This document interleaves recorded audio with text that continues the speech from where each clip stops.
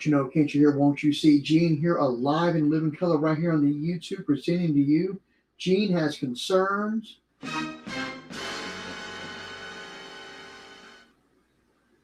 Kitchen Nightmares. Freddy Steakhouse. Really cool episode. And the only thing that was missing from what I like is the real confrontation between Gordon and the owner or the head chef or whatever, But still, it was a really cool episode. And here you see the sign, Freddy's Steakhouse in Hammond, Indiana. Never been there. Never been to Hammond, but been a few places in Indiana, but never there. And it's independently operated for 60 years. And this guy, Jimmy Camrat, he's owned it for about 20 years out of those 60. And he said he was around $500,000 in debt and could lose his home if Gordon didn't help him. And everybody blamed somebody else in this episode. Jim blamed the chef Jose and the manager Paul. Paul blamed the kitchen. Jose blamed Jim's purchasing and broken equipment. And the staff blamed the lack of leadership. And as you go through this episode, you could see the lack of leadership. And the restaurant's real problem was not one bad employee or one bad meal. Nobody appeared to be completely in charge, So that can really hurt things. So, and one of the things we see right away is cheap food sold at premium food. And the restaurant advertised USDA prime steaks. And Jim, the owner, he orders and cuts the meat himself. He's a former butcher. And Gordon's $65 steak was tough and poor quality, which, when asked whether, this is great. When asked whether it was US Prime, Paul said, quote, "I'm pretty sure it's USDA Prime because that's what we advertise." But he does the buying. How can he not know? But wait, there's more. It just, I don't know. It doesn't make any sense. Jose revealed that some of the beef came from Canada. And you can see the little maple leaf label in Canada on the bags that the meat's in. How does this guy not know that he doesn't have USDA's prime beef, Canadian beef now is not automatically poor. I'm not saying anything bad about Canadian beef, but it cannot be sold as USDA prime because USDA is the United States Department of Agriculture, and they kind of stay up on top of these things. Now, you got to wonder how many years he was selling this and how the USDA didn't find out about this. But Jose, the chef, said Jim controlled the purchasing and did not allow him to order the kitchen ingredients. So was Jim, was he genuinely unaware that he didn't know what he was buying?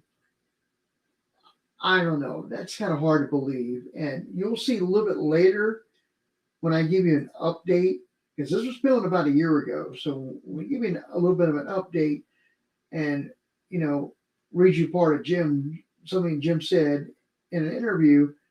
It kind of maybe leads you to believe, like I am, that, hey, maybe he did know. So then Gordon's pork chop reaction. He got the pork chops before the steak. They look good, but you see from Gordon's reaction right here, he chewed it barely and spit it right back out. Said it was stringy and tough. I knew stringy was in there. I think tough. And, that's not good. If you're running a restaurant, you want to serve quality food. And again, looking at the steak, $65 in that steak, and it's not USDA prime. Anyway, it backs up Jose's argument. The chef cannot create a premium steakhouse meal from whatever inexpensive product the owner happens to purchase. Yeah, that makes sense. Then we got Paul, manager in name only. Paul called himself basically the front of house manager, and his self-described strengths included table visits. Really? Other staff said he'd smoke, watched television and disappeared during services. And he insulted Jose to Gordon before Gordon even met Jose and said, he's kind of a dick. Hope I can see that on YouTube. And they said it on Fox. I'm sure I can see it on YouTube because they said it on Fox. But anyway, they didn't bleep that one. But he insulted Jose to Gordon before Gordon even had a chance to meet him. Like I said, that's just ridiculous. Complaints were frequently handled by removing expensive meals from the bill. And this is costing Jim, the owner, $500. And thank goodness Jim eventually fired him. Gordon kind of pushing him because he kind of, I don't know if I can say this on YouTube either because they ding people for stuff, but I'm going to say it. Jim really needed to grow some balls and take charge. And firing Paul was the right thing to do. So, and Paul certainly appeared to be dead weight, bottom line. And Paul apparently, and I missed this part, I guess, but Paul apparently thought that television appearance might lead him to Hollywood. And it kind of went to his head. Wow. I don't know about that. A steakhouse without a working grill. How many times have we seen kitchen nightmares and the equipment doesn't work? And Jose's battling with this. How can you get a sear on a steak, a really good char on a steak if you don't have a grill, So we're a steakhouse, right? That's duh. And the kitchen lacked enough usable cooking space. And Jim knew it was a problem. Wasn't fixing it. Took out a mortgage on his house. $500,000 in debt. Where did that money go? What did he do with it? Why didn't he buy better equipment in the kitchen to run a better steakhouse? Anyway, Jose's been blamed for inconsistent steaks while working with cheap meat, broken equipment, insufficient cooking space, and an owner who would not let him control the purchasing. So he may have been difficult, but the episode made a convincing case that he was handcuffed. So, and then the walk-in explosion. Now, this was not as gross as some of the walk-in freezers and kitchens in general that Gordon Ramsay has walked into, but this still had some issues. Jim had a stockpile of large quantities of meats that were old cabbage, and some freezer items were later placed on special. Like this picture right here, that's chicken. It looks like dead chicken. It looks like it came from the morgue. Oh my God. And it could be a special of the day. What do you do? Freddy's funeral home chicken? Ugh.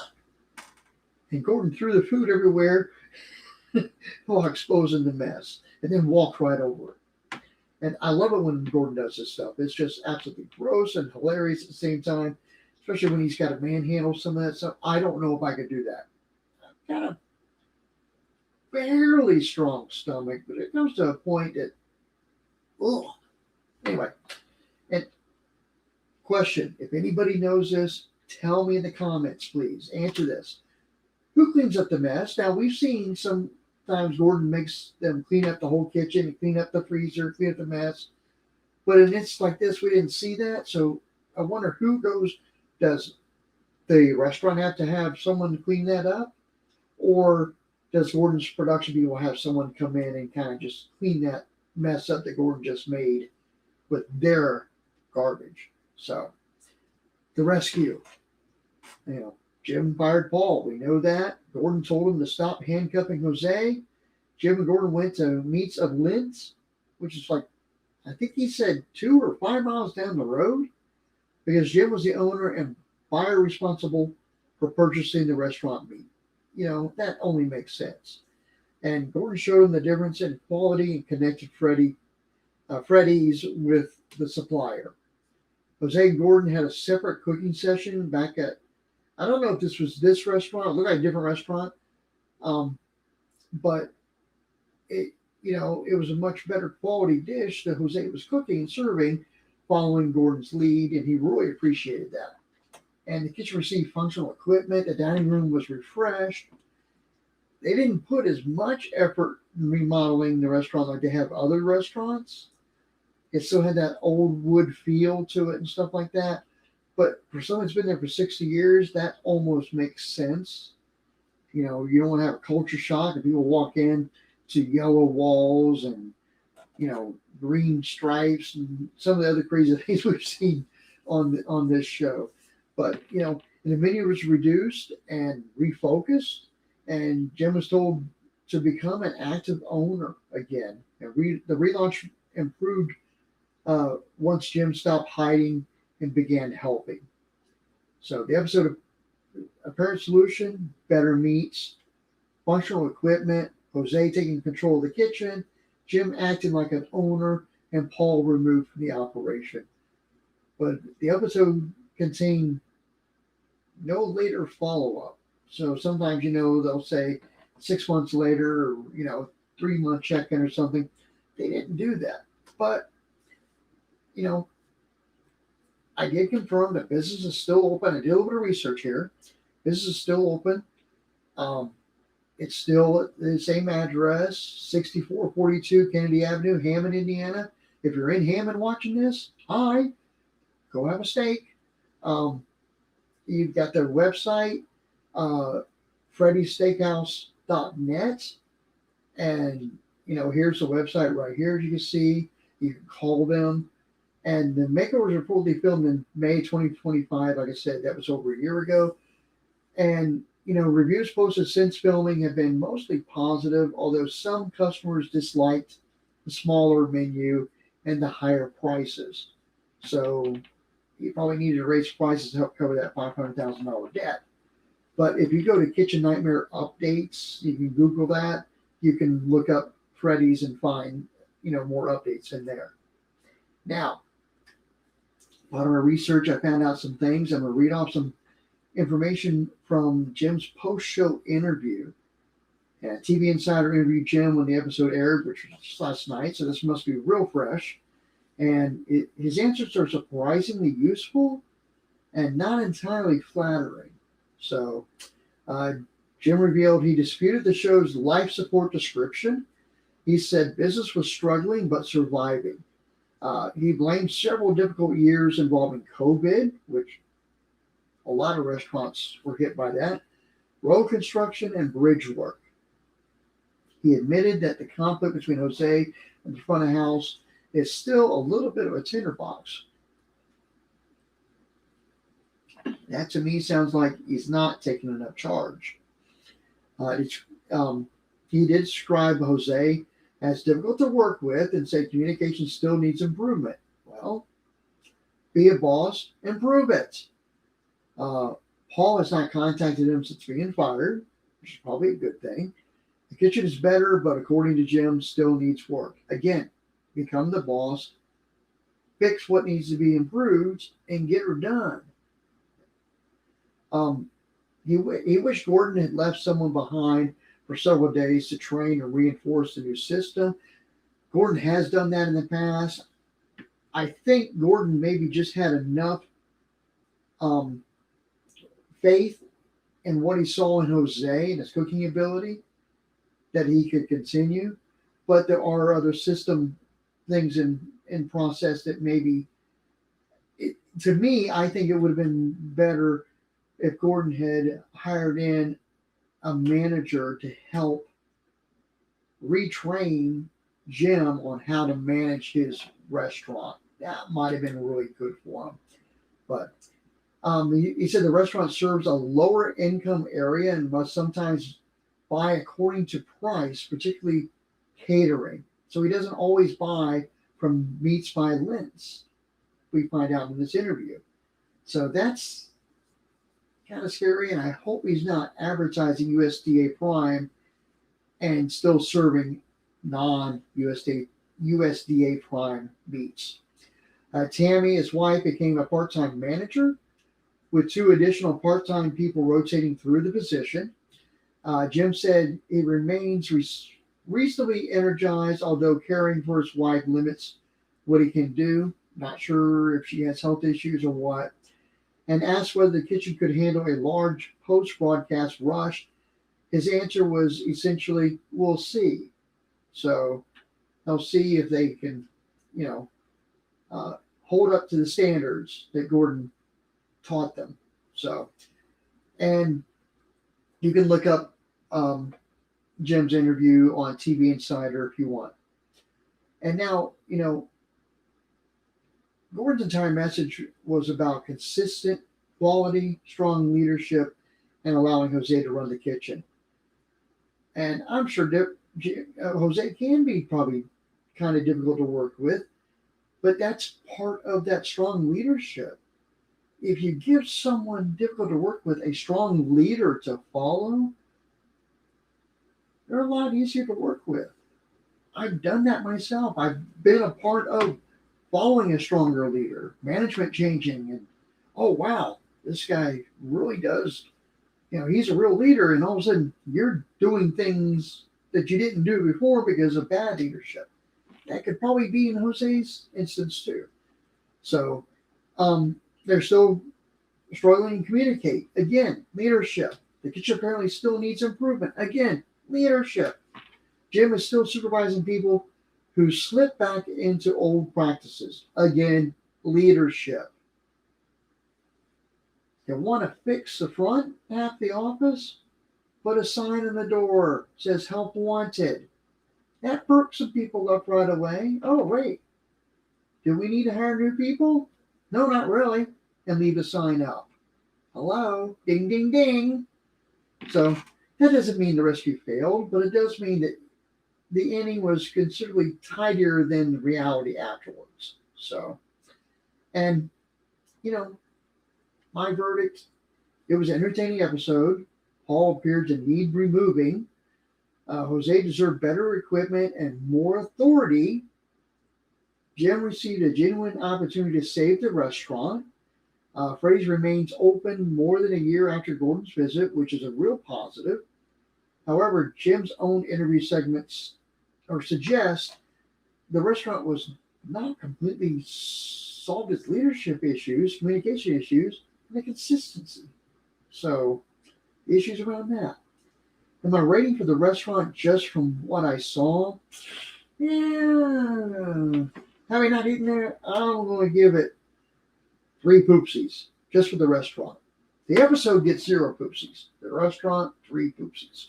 So, now, my closing thoughts. Freddy's is still open, so that isn't one of those kitchen nightmare stories where Gordon walks out and the doors close in 6 months.